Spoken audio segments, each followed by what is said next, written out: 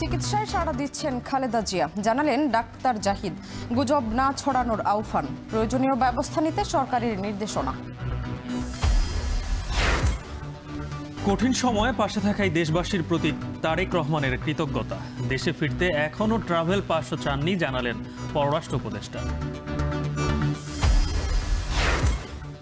জুলাই সনদ বাস্তবায়নে গণভোটকে স্বাগত জানালো ইইউ। ভোটের পরিবেশ তৈরি করাই চ্যালেঞ্জ। ইসির সঙ্গে বৈঠকে নির্বাচনের প্রস্তুতিতে সন্তোষ। সারা দেশে সরকারি মাধ্যমিক শিক্ষকদের কর্মবিরতিতে আজও হচ্ছে না বার্ষিক ও নির্বাচনী পরীক্ষা। সমাধানে নেই উদ্যোগ, উদ্বিগ্ন শিক্ষার্থী, অভিভাবক। ট্রাভেল এজেন্সি নীতিমালা অধ্যাদেশ নিয়ে ক্ষোভ। কার্যকর হলে নতুন সিন্ডিকেট তৈরির শঙ্কা, বাড়বে টিকিটের দাম, দাবি ব্যবসায়ীদের। এবং পিটিআইয়ের সমাবেশে ঘিরে পাকিস্তানে উত্তেজনা, ১৪৪ ধারা জারি। ইমরান খানের মৃত্যুর গুজবের পর এবার দেশ ত্যাগে চাপ দেওয়ার অভিযোগ।